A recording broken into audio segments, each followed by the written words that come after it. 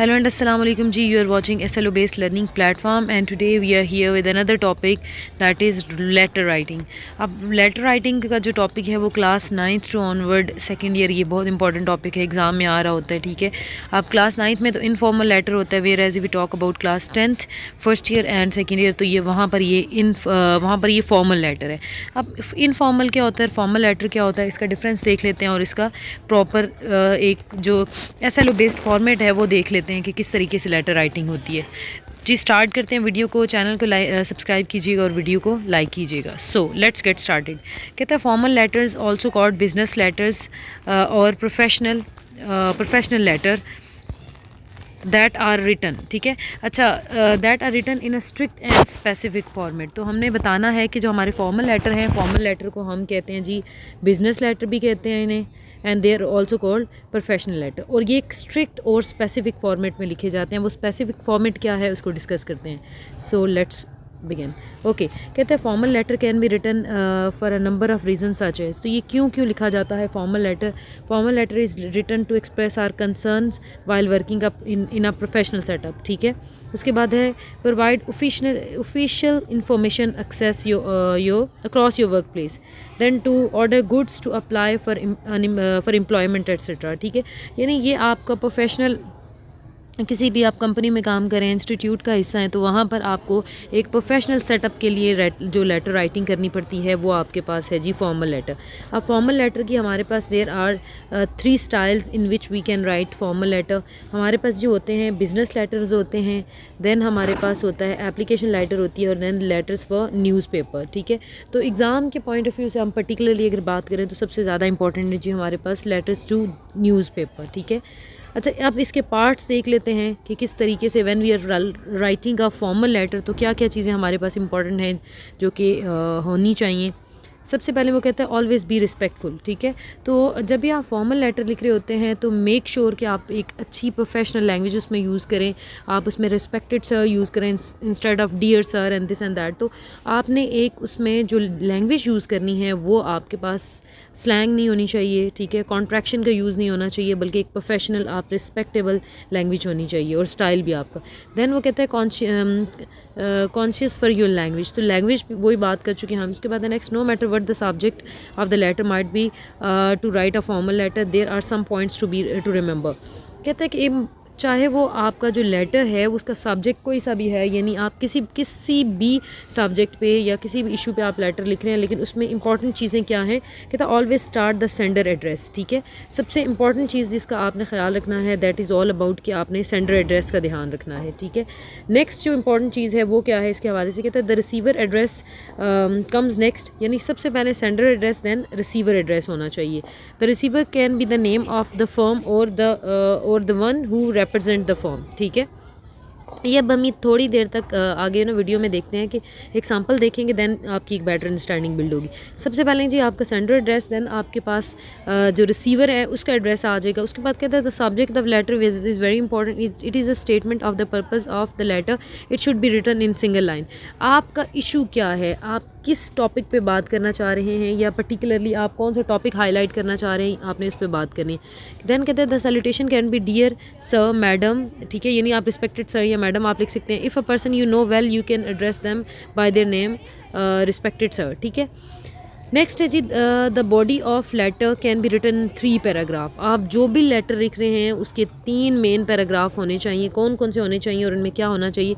सबसे पहले कहता है कि द फर्स्ट पैराग्राफ में आपने क्या करना है, you are suppose to introduce yourself and stating the purpose. किस पर्पज़ के लिए आप लिख रहे हैं और ख़ुद को इंट्रोड्यूस करवाना है, ये आपका पहला पैराग्राफ आ गया। नेक्स्ट कहता है सेकंड पैराग्राफ को आपने फर्निश करना है, इन्फॉर्मेशन बतानी है उस जो भी आपका जो पर्टिकुलर इशू है उसके बारे में। थर्ड पैराग्राफ कहता है कंक्लूडिंग पैराग्राफ वेयर यू ले out your expectations regarding the matter, यानी लास्ट में आप क्या एक्सपेक्ट कर रहे हैं या आपकी अपनी एक्सपेक्टेशंस क्या हैं वो आप करते हैं। Then to close the letter you can use a complimentary closing like yours faithfully and yours sincerely. ठीक है, ये चीज़ें हैं आपकी क्लोजिंग कॉम्प्लीमेंट में। अब नेक्स्ट एक एग्जांपल देख लेते हैं। कहते हैं unlike informal letters the signature should include your name in block letter and designation below your signature। ठीक है, ये हम सैम्पल देखते हैं। ये अब एक आपके पास सैम्पल है जिसमें प्रॉपर आपको लेआउट बताया। सबसे पहले वो कह रहा है कि आपका ये चीज़ होनी चाहिए, दैट इज़ यो। चूँकि हमारे पास सैम्पल है this is not real one letter. तो एग्ज़ाम में आपने ये पैटर्न फॉलो करना है। सबसे पहले आएगा एग्जामिनेशन हॉल, ई कैपिटल होना चाहिए, एच कैपिटल, सिटी का सी कैपिटल, फिर ए बी सी, इस तरह फिर आपने कॉलन के साइन लगा दिए। Then here is your date, date के बाद भी आपने फुल स्टॉप का यूज़ किया। ठीक है, पर्टिकुलरली जो चीज़ें आपने माइंड में रखनी है वो ये रखनी है कि सबसे पहले आप इधर कॉमा एक लगाएंगे, यहाँ पे कॉलन आ जाएगा, यहाँ पे डेट के बाद कॉमा, देन फुल स्टॉप। फिर जी आपके पास आ जाता है रिसीवर, डेजिग्नेशन आपने बतानी है उसकी। अब ये भी एक नीचे एक अप्रोप्रिएट सैम्पल है, उसमें डिस्कस करते हैं कि किस तरीके से यहाँ पे क्या आएगा। रिसीवर एड्रेस आ जाएगा, रिसीवर नेम, रिसीवर एड्रेस और वो सिटी आ जाएगा। ये आ गया जी वो जो सब्जेक्ट कह रहा था कि आपका एक सब्जेक्ट होता है जो कि आपका जो मेन लेटर का आपने बताना होता है कि इशू क्या चल रहा है। ठीक है, ये आपने यहाँ पे मेंशन करना होता है, नीचे से अंडरलाइन करना होता है। फिर यहाँ पे आ जाता है आपका रिस्पेक्टेड सर या रिस्पेक्टेड मैडम। उसके बाद आपका एक फर्स्ट पैराग्राफ इंट्रोडक्शन का, ठीक है, देन सेकंड पैराग्राफ, और आप फिर उसको क्या करते हैं, उसको आप फिर एंड कर देते हो। ठीक है, यानी फिर उसके बाद आपने करना होता है सेकंड पैराग्राफ, देन कंक्लूजन आ जाएगा, थैंक यू एंड सिंसियरली एट। अब ये एक मेरे पास ऑफिशियल फॉर्मेट है, ठीक है, लेटर राइटिंग का, और देख लेते हैं कि इसका स्टेटमेंट क्या है जो एग्ज़ाम के पॉइंट ऑफ व्यू से है। कहता है write a letter to the newspaper, to the editor of the newspaper regarding the increasing pollution level.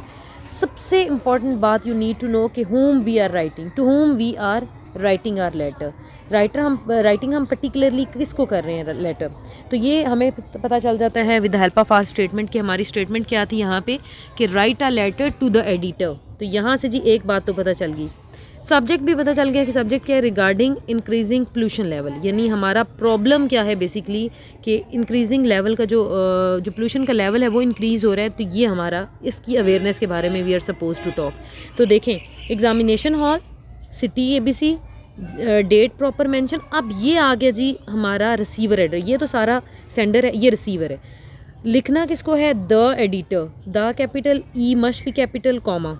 फिर आपने उस न्यूज़ पर्टिकुलर जो न्यूज़ है जिसमें आप लोग लिख रहे हैं न्यूज़पेपर में, उसका नाम लिख दिया। यहाँ पे आप कोई सा भी लिख सकते हैं, the news, the nation, whatever you want to write. ठीक है, लेकिन लिखना अप्रोप्रिएट वे में है कि पंचुएशन का ख्याल रखना है, स्पेशली आपने कैपिटलाइजेशन का कि यहाँ पे the capital again and news का एन कैपिटल है, फिर अगेन कॉमा, और फिर आप अपने सिटी का नेम मेंशन कर देंगे जैसे इस्लामाबाद एंड फुल स्टॉप। ठीक है, नेक्स्ट आपने बात कर लिया आपका सब्जेक्ट आपका फुल वो स्टेटमेंट नहीं होनी चाहिए जो कि आपके क्वेश्चन की है, बल्कि वहाँ से आपने ये पर्टिकुलर एक स्टेटमेंट खुद बनानी है। जैसे इंक्रीजिंग पोल्यूशन लेवल, ये आपका सब्जेक्ट इज़ द थिंग जिसको देखते ही पहला जो एक अच्छा इंप्रेशन पड़ जाता है, पता चल जाता है कि यार ये इनका टॉपिक है, इस पे ये बात करना चाह रहे हैं। ठीक है, अब यहाँ पे आप डियर सर या instead of dear I would prefer कि आप क्या करें, रिस्पेक्टेड सर या मैडम करें। ठीक है, नेक्स्ट ये आपके पास सैल्यूटेशन वाला आ गया।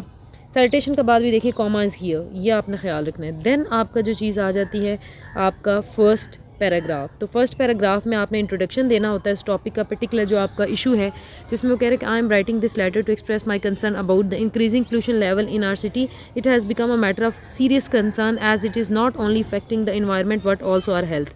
The air quality index is in our city has been worsening day by day and it has become difficult to breathe.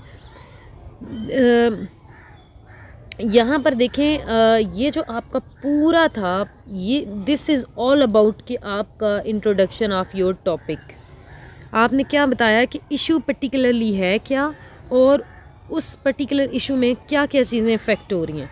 यानी इशू क्या हमारा इंक्रीजिंग पोल्यूशन लेवल बढ़ रहा है और ये एक सीरियस मैटर है, और इसकी वजह से इफ़ेक्ट क्या हो रहा है कि आपका जो इन्वायरमेंट है वो इफ़ेक्ट हो रहा है, और इन्वायरमेंट फिर आगे हमारी हेल्थ को इफ़ेक्ट कर रहा है। ठीक है, और ये डे बाय डे इस कदर बढ़ रहा है कि इससे सांस लेना तक मुश्किल है। ये आपका इंट्रोडक्शन वाला पैराग्राफ है, इंट्रोडक्टरी पैराग्राफ है।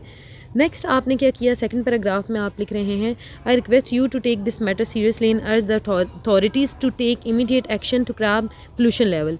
We need more public transport and restrictions on the use of private vehicles and also we need to promote the use of renewable energy sources and reduce waste generation. ठीक है, this is all about कि आगे फिर आपने एक suggestion दे दी। ठीक है, इस पैराग्राफ में आपने सजेशन दे दी, और देखें यहाँ पे ट्रांजिशन मार्कर का भी यूज़ है, और राइट आफ्टर ट्रांजिशनल मार्कर हम कॉमा पुट करते हैं। उसके बाद जी लास्ट में जो आपके क्लोजिंग कॉम्प्लीमेंट्स हैं या लास्ट लाइन है, उसमें कहता है कि I hope you take the serious steps to improve the quality of life in our city.